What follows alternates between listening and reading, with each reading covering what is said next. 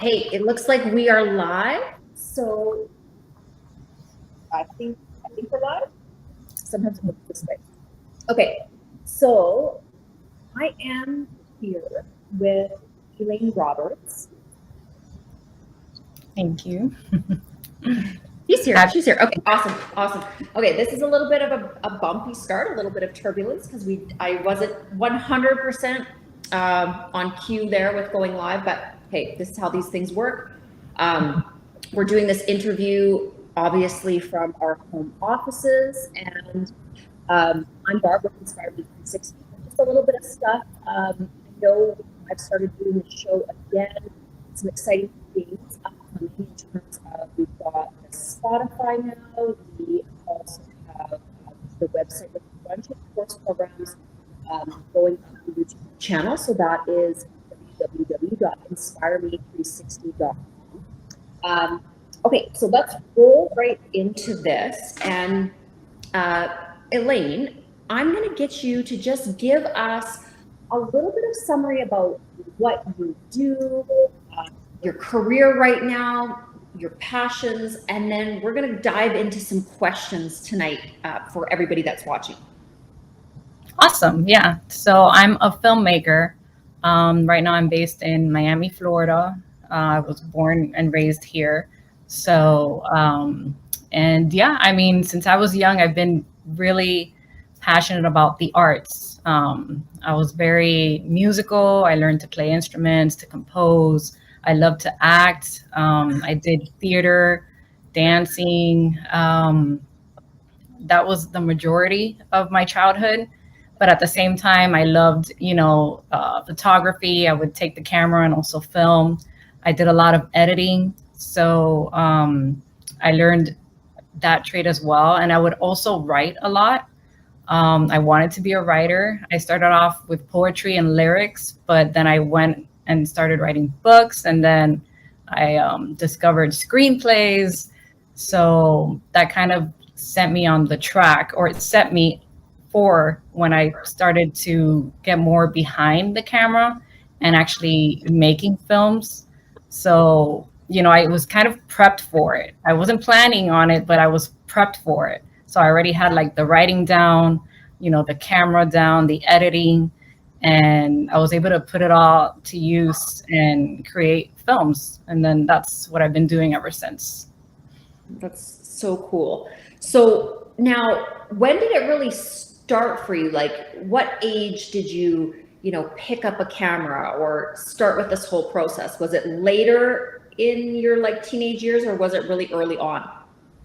It was really early on. I mean, as far back as I can remember, I was always playing an instrument. By the time I got to school, I already knew how to play the piano, the guitar, how to write, compose, things like that. So it started really young, and I had a passion for acting and performing. And my parents were very supportive.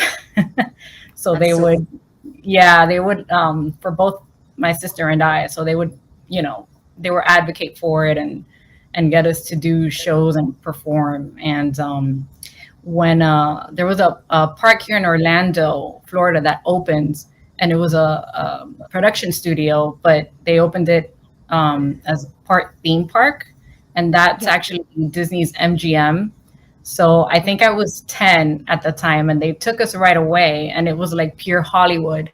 And I remember watching the Indiana Jones live attraction, and it had, the actor running from the big, huge ball and getting like run over, and you're like, oh my God, I just couldn't like stop watching. And then they had the set with like the big warplanes, and the actors were fighting. The woman that was playing Marion, she got on the plane and she was driving it around, and you're just like, she's gonna hit something, is she gonna run somebody over? You just didn't know. And then they had like the explosions and the flames, and you're sitting there watching. And then I remember just the heat from the flames hitting my face, and it just made it so real. And I'm like, I know what I want to do, and this is what I want to do. This is, you just feel like excited and alive. And I'm just like, this is it. I'm going to do this. I don't know how it's going to happen, but yeah, I was pretty young when I was already inspired and had that passion. So. And that, I find that so interesting because, again, myself being in education and trying to inspire people to live their dreams, I always wonder, like, what is the catalyst for you just like having pure faith that that's what you wanted to do, you're going to get there? Because most people would actually tend to do the opposite. They would be like, oh my God, this is so cool. I see all this Hollywood, you know, the pyrotechnics and everything, but they'd feel like it was so out of reach for them and so out there. So like, what was the I guess, catalyst within yourself that really just that inner knowing you had regarding that this was going to work out for you? It's hard to say. It's really difficult when you have these bigger dreams, right? That it seems impossible, and you're not around it. You know, if you're born into a family that works in Hollywood, it's easier, and it's not, it's not a crazy idea.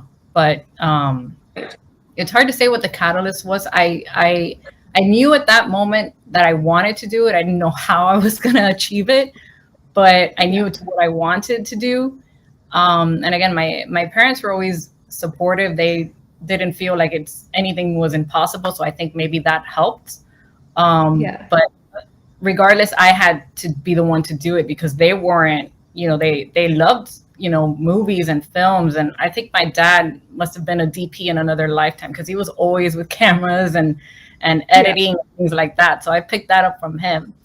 But aside from that, I mean, we didn't have any connections. So, or anyone that I knew that did films in Hollywood or independent. So that was going to be on me. And I didn't know at the time how I was going to. And I did have moments where when I would speak and say what I wanted to do, people would say that's never going to happen. That's never going to happen. And you could just forget about it. And when I was young, at one point it did kind of affect me, and I'm like, oh, I guess I should stop, because you're young. So if you have like a grown up, they're telling you that's not, telling you that. Yeah. Yeah. Absolutely. So definitely. No, that's super cool. And I think it just goes to show that, and I love that you brought up the fact that there were people around you that just could not believe in your dream. Like they just could not see that vision, because I think so often, especially as a young person, and we never know who's going to be seeing this, right? But as a young person, as a middle-aged person, even as an older person, it's never too late to do a dream or to have a dream, right? But you're always going to run up against people that just do not believe in what you're doing, and they're going to be the naysayers, and they're going to be the people that just basically they're the buzzkill. So how did you deal with that when people were just saying there's no way this is going to happen? Did you just straight up ignore them, or would you or did that give you more internal fire to be chasing your dreams? Or tell me a little bit more about that. Yeah, so it was hard. I wish I could say at that time I ignored it and I didn't care, but it did affect me. I mean, I'm kind of more on the sensitive side, even though you can't be in this business, but I am internally. I'm a Pisces, so I get affected. I'm a Pisces as well, so I get it.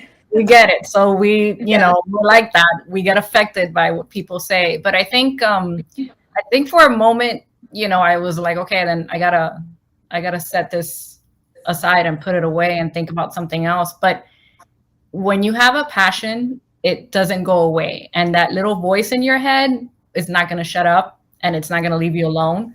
So, part of me said, okay, well, I'll go to school and I'll study other things. But I never stopped being artistic. I never stopped writing. I never stopped making, videos. I never stopped editing. I never stopped finding ways to do something, with film and movies.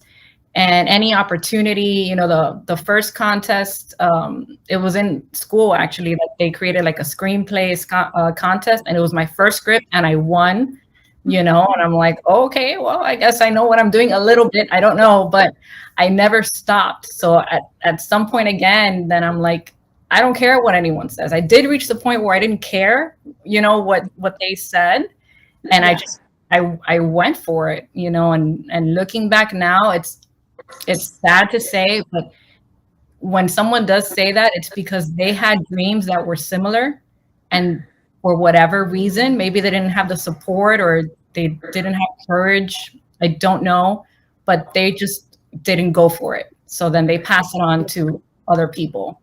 But at the time, I didn't know that, but now I realize it, which is sad. 100%. And that's what I think a lot of things are. Like any of the negativity we see in the world, it's other people projecting things onto us. And then all of a sudden you kind of feel it. You're like, oh my goodness, what did I do wrong? Or you feel small, and again, it's their smallness, their lack of self-love, or like you said, courage, whatever it is. They project it out there because, again, misery, I don't want to say misery loves company, but it does. If people are in their miserable state, they want to take you down to where they are, right? And that's why I think having this kind of dialogue, getting on, talking about resilience, perseverance, passion, and creation is so important, because what people have to understand is that there's no magic secret sauce that gets your dreams to where they're going, other than belief and just the act of doing. The more you're going to do, the better you're going to become. And I would say in my life anyways, lots of times in the beginning, I failed miserably, but you just keep getting on the horse. So what can you tell me about sort of, I guess, the infancy of creating your dreams, and where you feel like you might've had some failures, but learned from those failures and kept pushing through? Do you have any stories like that? I think it's all failures. I mean, you're not going to be born perfect. You're not going to be born knowing, and you're not going to be born having experience. So, you're 100% on, you have to start, and you have to go little by little, you have to do baby steps, and you have to keep doing it more and more and more, because even if you feel like you're not going anywhere, you actually are. Yes. Before you know it, you look back and you've been doing something for 1, 3, 5, 10 years, and now you have this level of expertise. You could be self-taught, it doesn't matter, but you've developed it, you've learned it, you've worked on it. And I've failed that, writers have to rewrite 1,000 times before something is good. When I started, I'm able to get the story across, but I didn't know about structure. I didn't know really about character development, things like that. So I've had to learn that, throughout the years, with filmmaking the same way. I'm sure anybody can relate when they've gone the first time to film, and either they filmed and the camera stopped recording, you didn't get what you needed to get, you've run out of light, the sound, you came home and you're like, where's the sound? It didn't work. We have to go film. Yeah. There's a ton of ways. You're going to fail at everything, but I think you need that, because that's how you're going to learn. If you don't have the experience of something going wrong, you're never going to be equipped to problem solve when it happens.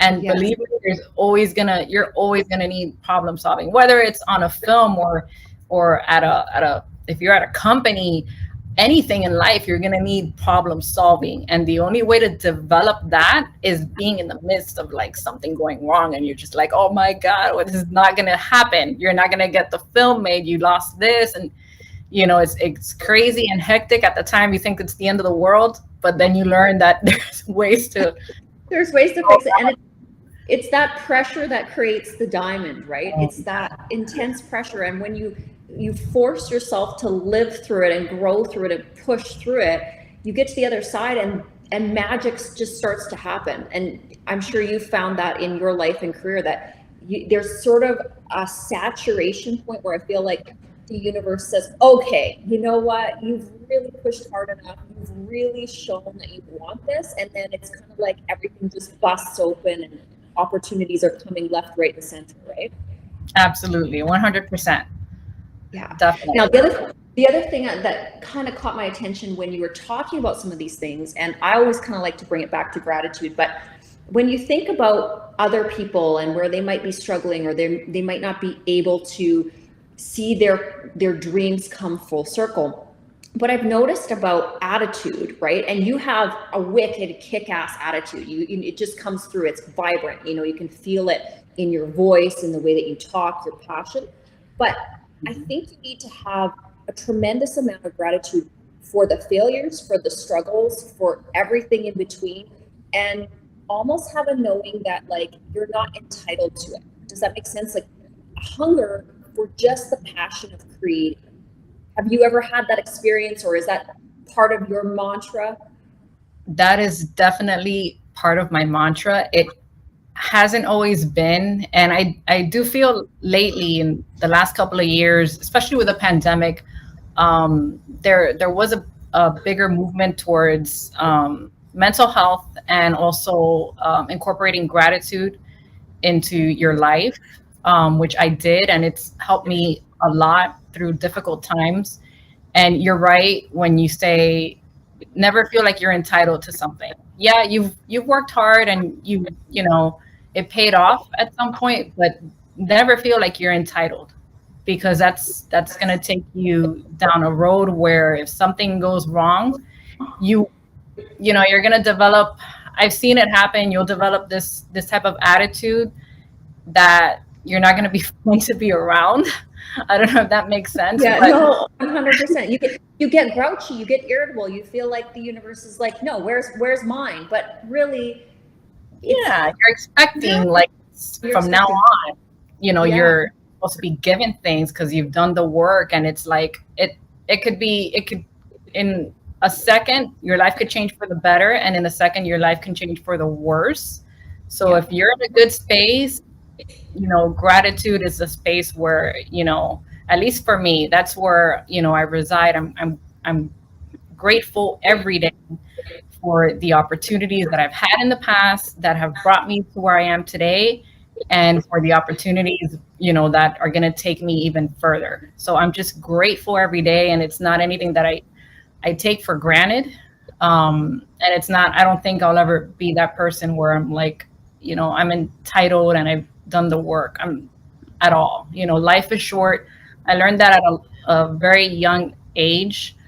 Tomorrow is not promised. Your loved ones are not promised. So you just need to be in a good space of being grateful just for what you have today, because we're not special, and it's not guaranteed forever. So.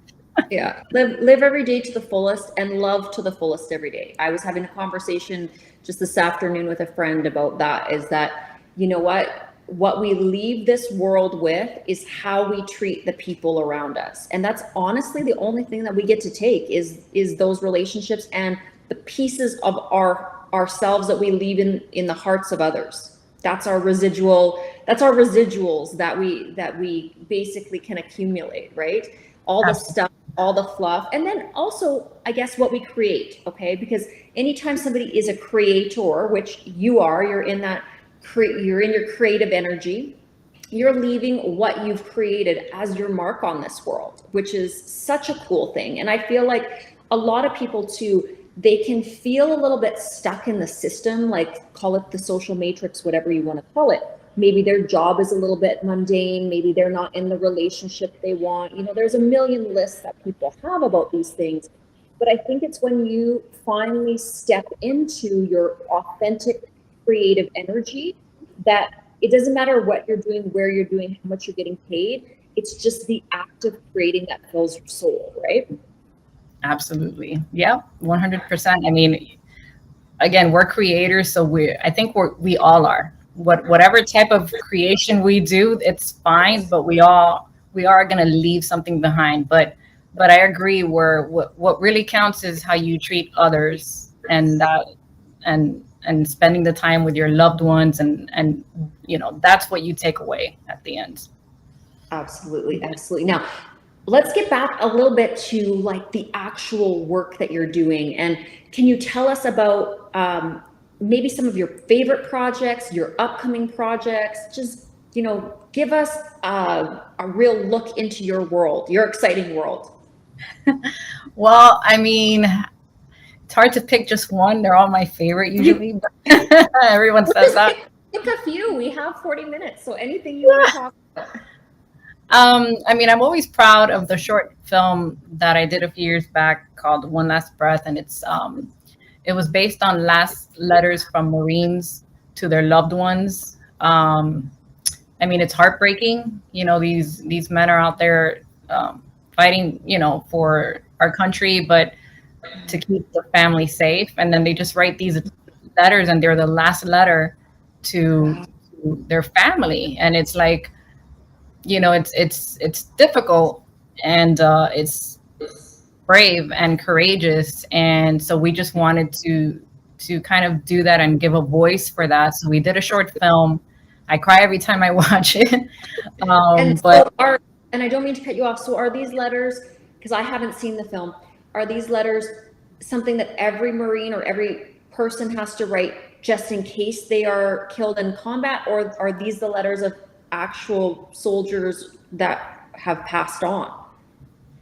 Well, it's not something that they have to do, but it was a published article that we came across, and they did publish the last of the ones that, they were waiting for the next morning. They were going to go on a mission, and they wrote the letters the night before. So, the families just gave the copy of the letters, and it's heartbreaking. So we didn't use an actual letter, but we came up with our own, and it was a father who just had like a newborn, and he left them like life lessons, for his little boy.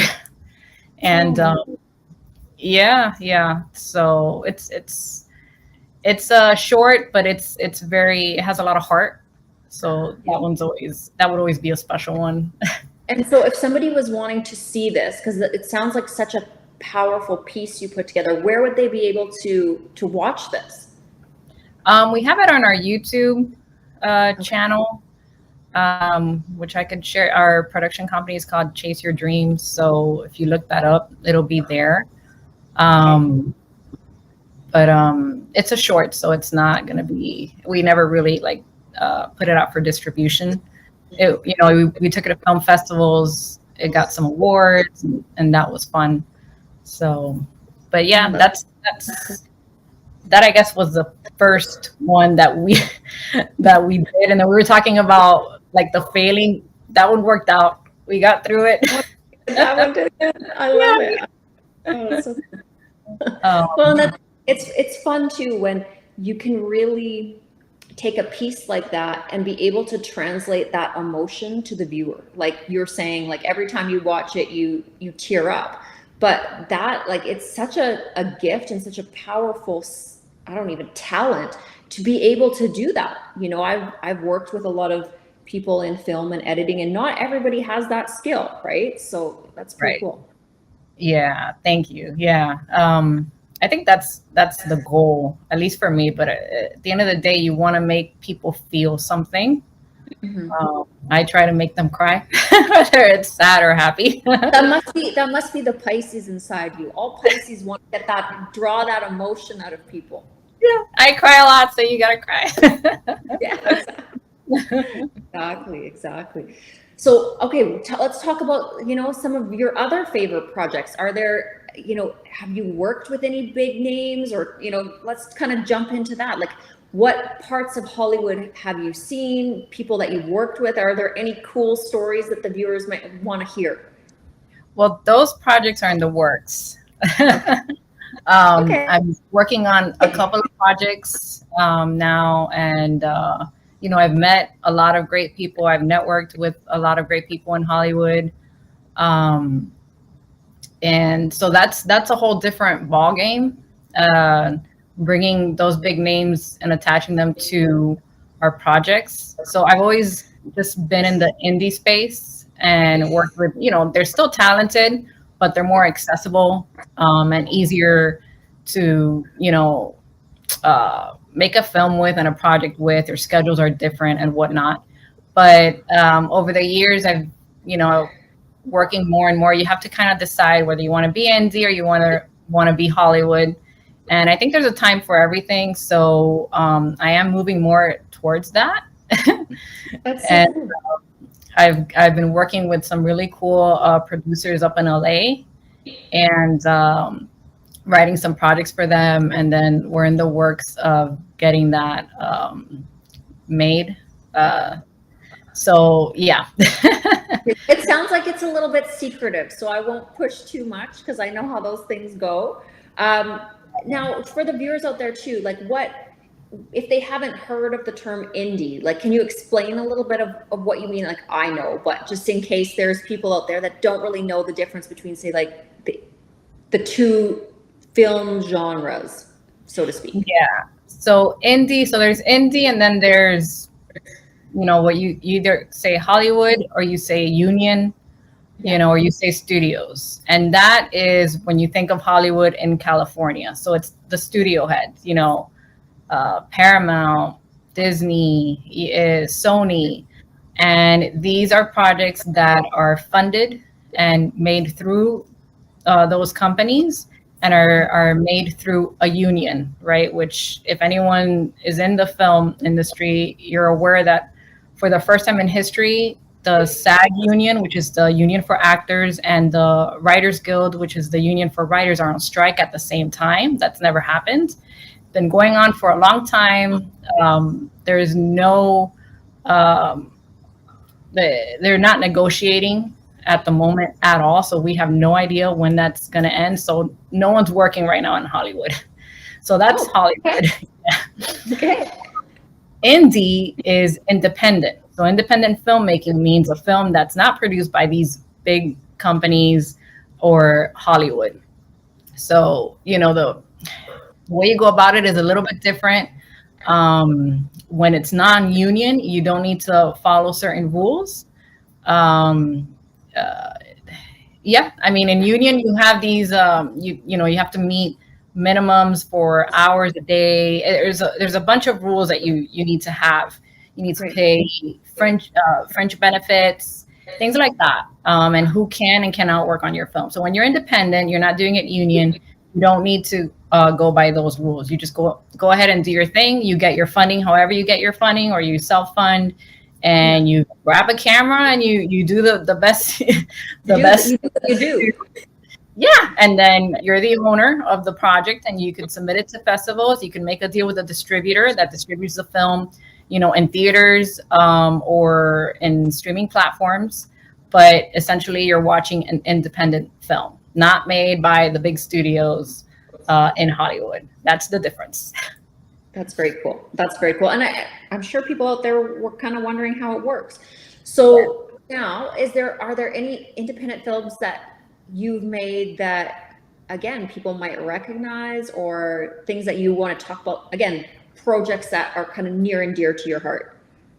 Yeah, I mean, as far as, we had a conversation the other day. You could be like on Amazon or on Netflix, and the independent films, they get a little bit mixed up or hidden through your options. All about talent. So if you're trying to pick something to watch, most likely you're going to pick what to watch depending on if you know the actor. So if you have an actor, that on a movie that you haven't heard of, and then you have another movie next to it, but there's no actor that you recognize, the audience is more likely to pick that film. So you have really good independent films, really well made, high production value, and good stories. But these platforms are just going to kind of bury them in unless you specifically look for the independent section. So yeah, that's how it works even in Hollywood. The bigger the name, the more marketable you're going to be. And then our films, our indie films, I mean, they're out there, but unless you know, word of mouth, or you're searching for a genre. Like another project we did was a sci-fi, and that one was longer than the short film. That one's more a feature, and that one was great. It was a great experience. We filmed it here, and we had a lot of adventures in that one. But the social message for that is actually tied to the climate and the global warming. I mean, if you read the studies and you keep up with it, you know what's going on. Yeah, the oceans are dying. So we kind of created an event that happened atmospherically with that, and we made it into like a really cool sci-fi feature. And yeah, I mean that one is another one of my favorites. It's called O2 Negative. Yeah. Okay, O2 Negative. That's so cool. And again, myself, huge environmentalist. I just recently sold my house in Hawaii, in Maui, and every single year you see it. There's less fish. The coral reefs are dying. I mean, it's incredibly sad to see what's happening to our world, and also almost like the lack of attention to it. Does that make sense? Like, there are people that are out there speaking about it, but when you look at the general population, sometimes I feel like it's like they just have blinders on, or they're just like not aware of it, you know, in the sense of, or they're trying to block it out is maybe the better way to term it, you know, if you know what I'm saying.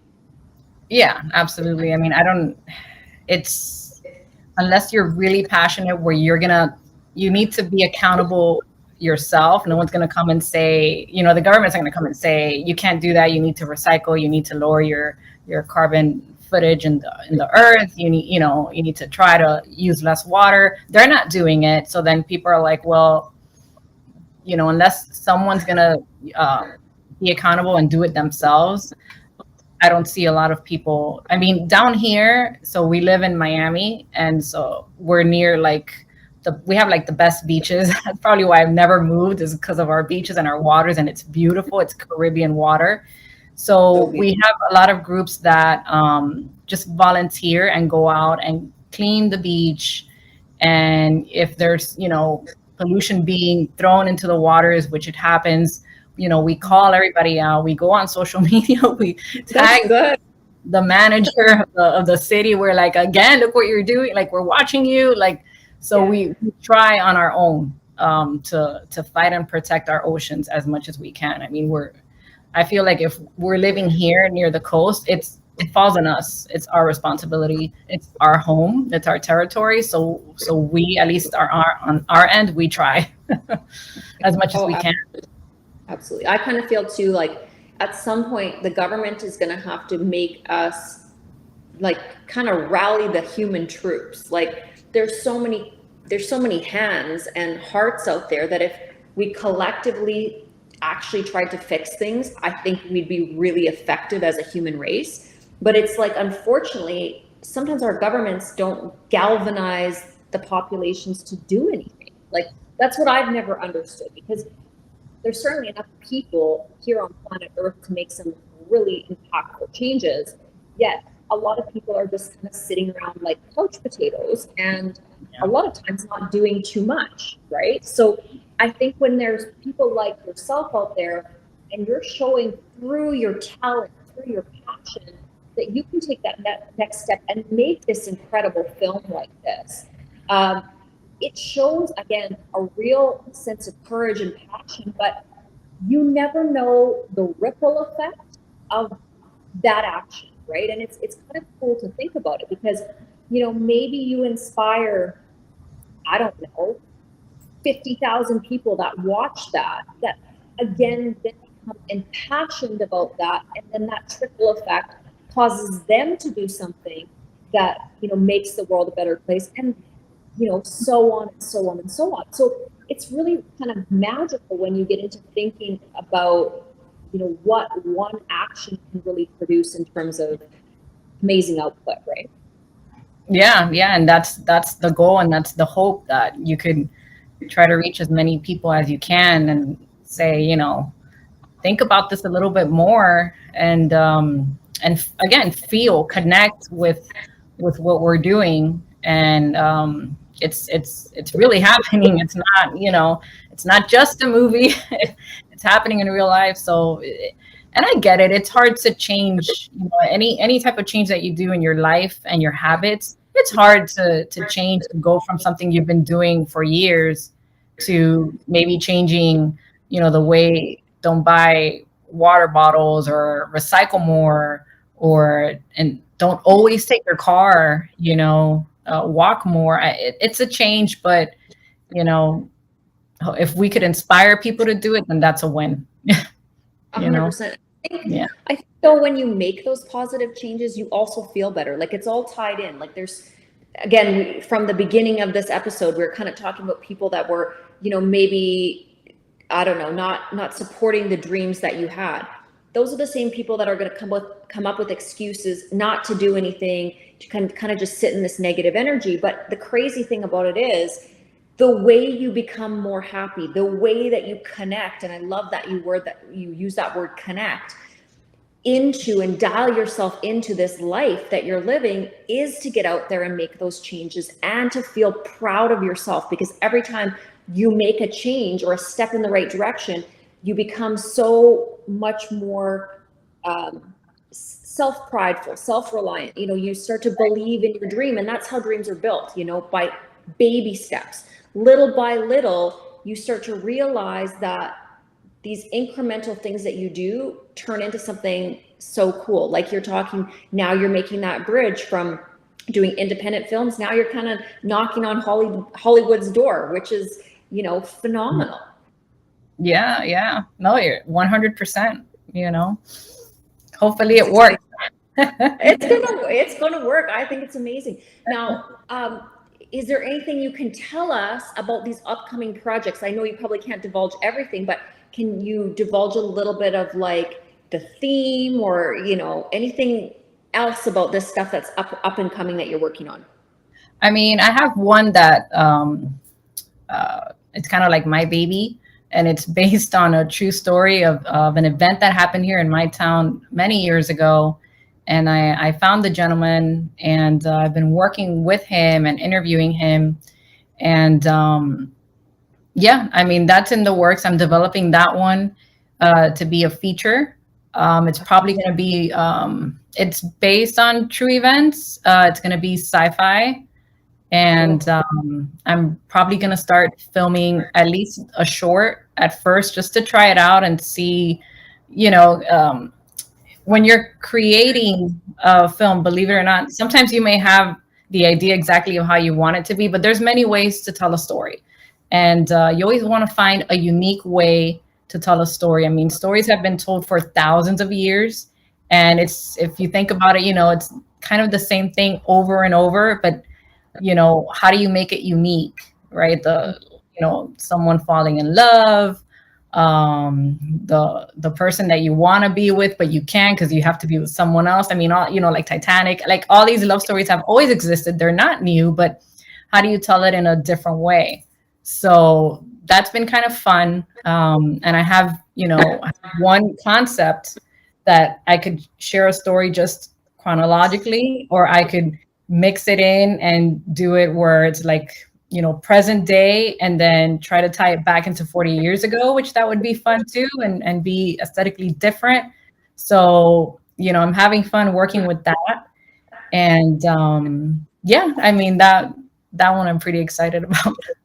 That's cool. And so, and is this one of the projects that you're going to be working with some bigger names as well, or it's just kind of not all worked out yet? We have who we're gonna speak to and bring on board for it. But yeah, it's in the works. It's in the works. It's in the works. Okay, I won't ask too much more about that. So now, you talked a little bit in the beginning about music, and you know, coming from music and creating music. Now, did you grow up in a musical family, and how does music play into, or does it have any impact on what you're doing right now? I don't know why I started with music. I mean, my dad built guitars when he was growing up, but they don't really, I mean, again, my family, they love music. They do love to dance. That I will say is probably why I was very into dancing. But the music for me, I don't know. I was like the first one that got into learning instruments and composing and things like that. I absolutely think it has everything to do with what I'm doing today. I don't personally compose. I mean, I have composed for my films, but it's not something that I do anymore. At this stage, you know, you get a composer for the film, but I have done it, and I feel like you can't have one medium without the other. You can't have a film without good music, and Yeah. you can have, you know, I mean, you could have music without a film, but I mean, when you mix those two together, I mean, it's magical. So, you know, music to me, it's a very important component, you know, when I'm making a film. It's very important, and I need to. It's something that I really focus on during post production and making sure we have the right music and that it comes in. You know, the understanding the music itself, I think, is important. So, you know, and having the ear for like when it needs to come in at the right time and where you want it to be the most, where it's peaking and you want it to be crescendo and stuff like that. So I think it's really helped. um, I mean, there's you can't go wrong if you have good music. Sometimes it'll even help your scene if your scene is not great. Adding a good soundtrack in there will help you go a long way. It'll take it to that next level, pull the emotions out of people and get Yeah, them to that state they need to be in, right? yeah. I mean, I'm a fan. I grew up listening to soundtracks. You know, Last of the Mohicans, Legends of the Fall. You know, Yes. Hans Zimmer, hands down. I love the Interstellar soundtrack.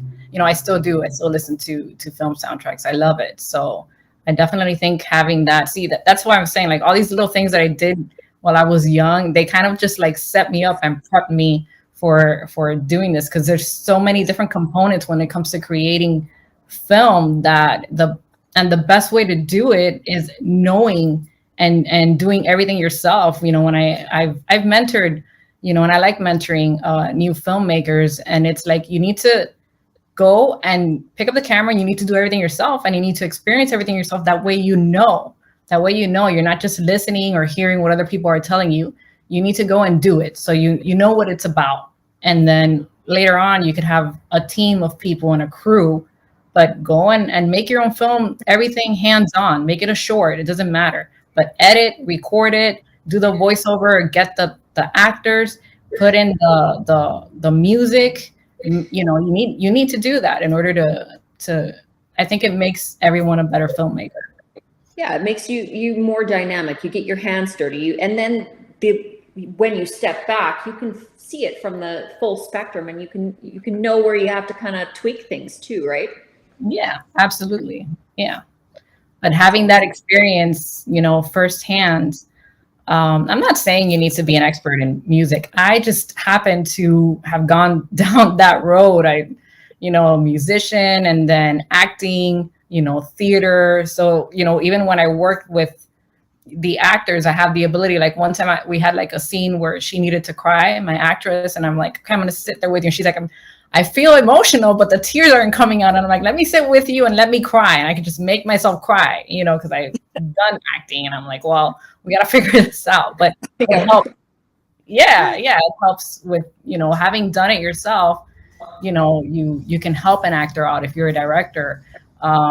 If you're working with a DP and you understand the camera work and or the angles or the lenses, you know, that helps too. So it's helpful. You don't need to. I'm not saying you need to be a specialist in all these areas, but usually if you start as an indie filmmaker, you're gonna end up doing it because you need to just do everything your own when you start out. So No, yeah. I completely understand that, but it makes you very powerful, you know, and when you really do finally reach that point where all of the things that you want are laid out in front of you, you're so much more prepared and powerful to just take that leap because you have that knowing within, you can handle it. Anything that comes, anything you come up against, you're going to know how to deal with it and deal with it well. Yeah, absolutely. And again, it was just, I think that if you listen, I think everyone has like that, they have a passion, or they kind of know what they like. So if you don't ignore it, because I could have ignored and just not wanting to learn music, and I could have ignored and not wanting to like write and just stick to the regular stuff that kids do, go outside and play, or I did play video games, but go and play video games or whatever kids normally do. I could have ignored it, or even as I got older, some people just want to have a regular life and work. But if you do have that something extra that you want to do, don't ignore it. And just like you said before, you do it little by little, and it's going to take you somewhere, baby steps, and you're going to develop, before you know it, you're going to develop that skill. And then you're going to be able to, if you want to proceed, it's going to help you because you're going to know what to do, Yeah. Well, and I also feel like there's so much value and character building in not having an easy road. I know myself, it's taken me 20 years to finally get to the point where I'm able to do some of the things I really am passionate about and I really want to do. But also that preparation time just gives you so much character. And you also, once you finally start to arrive, it feels so much better. Does that make sense? I mean, I don't know if you've experienced that or. Yes, 100%, definitely. Because you're gonna have that sense of it was all you. You were the one that did it. No one did it for you. And not only did you, you got to do what you want to do and learn the skill, but aside from doing that, you were in that, you're just brave enough, or you had the courage to just, follow what you wanted to do, follow your dream. So absolutely, I feel that way. It's a lot of character building. What does it say about a person that does something? I'm with you, I'm 20 years, and they're stuck to it for 20 years. It doesn't matter where they were at, or if you reach the goal that you want to reach or not, but it says a lot about a person's character, and that could only be something good out of that. 100%. And I think a big message too is that you're never too old to have a dream to come to fruition. I think so much, and it's such a disservice to society, but we have this silly ideology that like once you're 40 or once you're 50, oh, it's all downhill from there. And I think if people started to adopt this idea of lifelong learning, lifelong creation, and just getting into the loving of the task, like I know for a fact that I'll be writing and doing all the things I'm doing, hopefully until I'm 120 years old. And I'm sure you're a little bit like that too. So what can you sort of impart with us in terms of your ideologies with that? I agree. I don't think there is an age limit for anything. I don't care how old you are. I don't care if you've never, if you wanted to, I don't know, make a film or act and you've never done it. I don't care. You could start at 40, you could start at 50.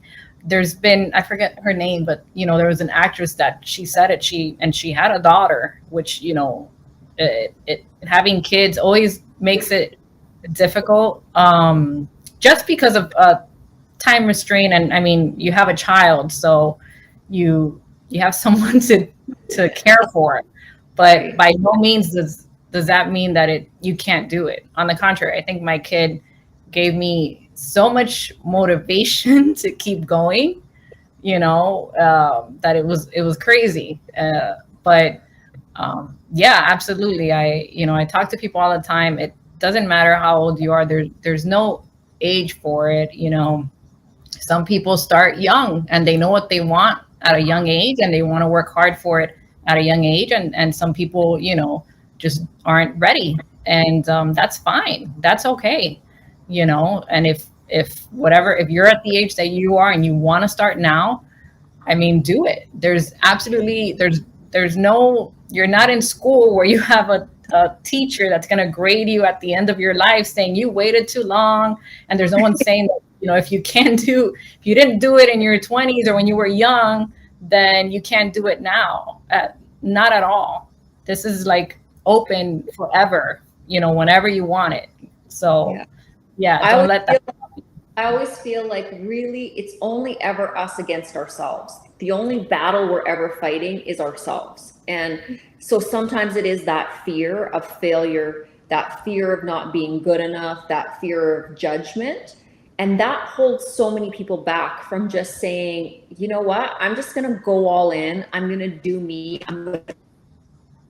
Again, like, unfortunately, in society, in everything that, exists out there, especially with social media, especially with how interconnected our world is today, there's also a lot of judgment. And, that can be a catalyst for perfection and getting better, but it can also be a catalyst for a lot of fear. And when we kind of fall back or roll back into that space where we become fearful, I think that's kind of, the biggest dream killer, obviously, is fear of all those things. So have you ever experienced any of those things when you were along your journey? Yeah, absolutely. All the time. And it still happens, I think it's normal and human to feel that. I have my days too where I'm like, well, should I be more along, and then you look at others and you're like, well, they're already, at the level that I'm trying to be at.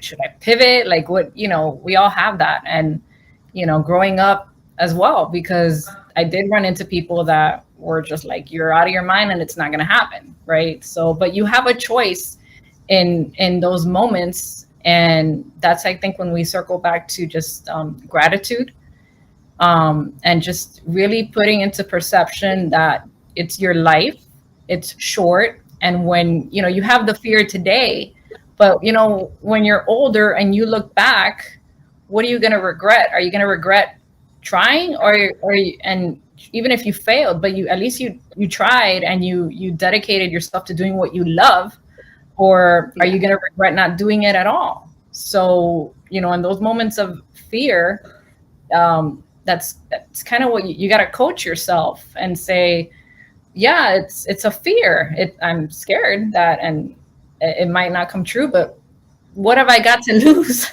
except time? Yeah. What have you got to lose? What you've got to lose is the fact that you may not have lived your dream.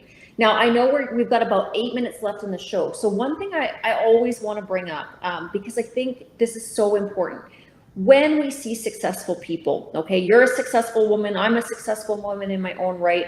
There's things, there's rituals, there's practices that I do every day that allows me to be able to function at the level that I do and create.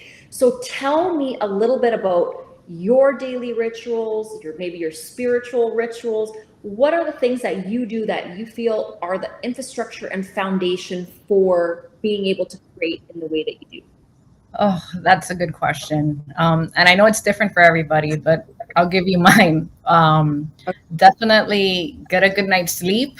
I prefer waking up early, so I definitely try to go to bed on time. But when I start the day, I definitely want to go outside and get sunlight, because that just it starts your body. It gets your body going. The sunlight just wakes you up. And then take a really cold shower. I like taking really hot shower and really cold showers.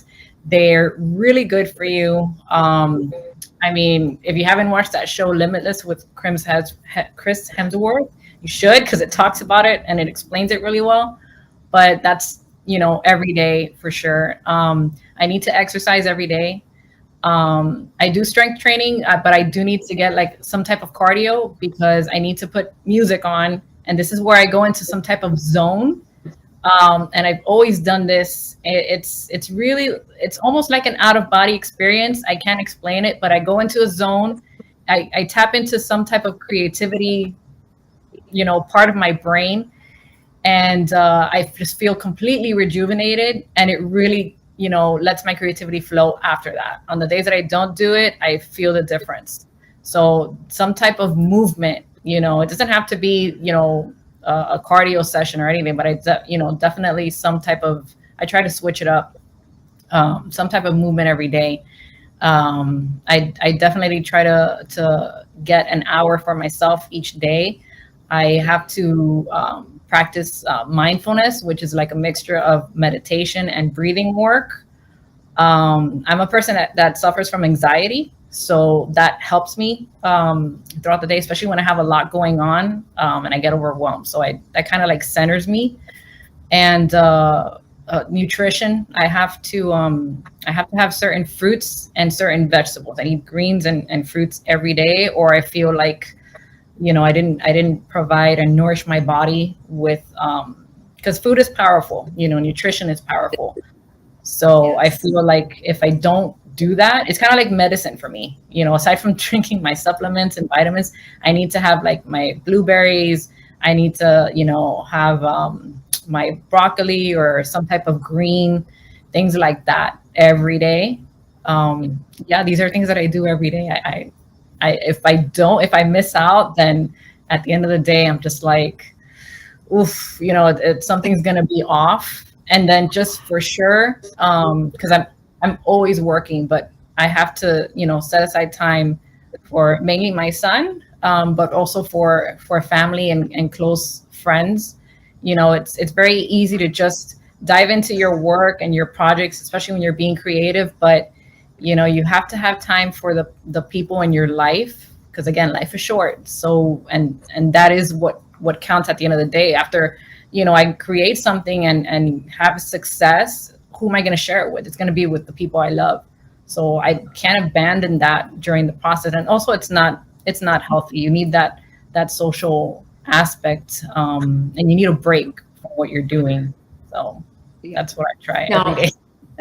What is your, because again, I own colleges, I mentor a lot of young people, and one of the things that I see a lot, especially nowadays, is a lot of partying, alcohol, drugs, not good. What's your take on that in terms of, yeah. I'm sorry. Yeah, I don't do it. If you want to have a glass of wine, which they say it's healthy for you, you can. And I understand if there's an event, like you're trying to celebrate and you're trying to have a good time, you can have a beverage or two. You're never going to be perfect. Again, these are things that we strive to do every day, but you're never going to be perfect, and that's okay. And I have events too that I go and I'll eat something and I'll have, a wine, or I'll have Prosecco or something that I enjoy. But I don't drink past like 2 beverages. I mean, that's it. I'm not saying I didn't do more when I was young, but if going back to when I was young, I would have done less of it. And I would have instilled this routine that I do now at an earlier age if I had known more. So speaking to the younger people, pick up the good habits as soon as possible, because they're going to help you. It's all connected. What you eat, you're going to be even more. Yeah. If you're eating more fruits and vegetables, you're going to automatically feel connected to like the planet, because it's nourishing you, and practicing gratefulness. It's what you're building your body out of. So the plants are speaking through you, essentially, quite literally. Yeah. Instead of partying, go for a walk in nature, journal, what you feel and what you're grateful for and what you appreciate, because that'll help you get through hard times. But less partying and pick up better habits at an earlier age. And that's going to get you closer to your dreams. I love that. And it's such a strong message, because I don't believe that the universe opens our dreams up until we are balanced, until we have really shown that we're prepared to carry that dream through. And I just love that. I love everything you said, because that's also my own mantra, is everything in moderation, in terms of, a glass of wine every now and then, and everything to do with strengthening the mind, body, spirit, gratitude, and then coming back to that source energy, the energy that gives us all life. And I don't care what you call it, God, higher power, whatever your word for it is just, you know, knowing that we have that energy behind us, supporting us when we do the right things. Now we're coming to the close, and I think we're going to be off here pretty quickly, but I just wanted to say thank you so much. You are such an incredible woman. It has been such an honor to hear your story. And I know that probably, you know, 3, 4, 5 years from now, I'll be like, oh my God, I was able to interview her once. So, you know, I can only be super excited to see what you create and produce. Thank you. So yeah, any final words that you have? Go right ahead. Yeah, thank you so much for having me. I think you're great. I'm a fan of yours as well, and I think what you do is amazing. So I really appreciate you having me on your show, and I look forward to staying connected through both of our journeys. Amazing. Okay, my dear, have a fabulous night, and we're going to sign off here. And everybody watching.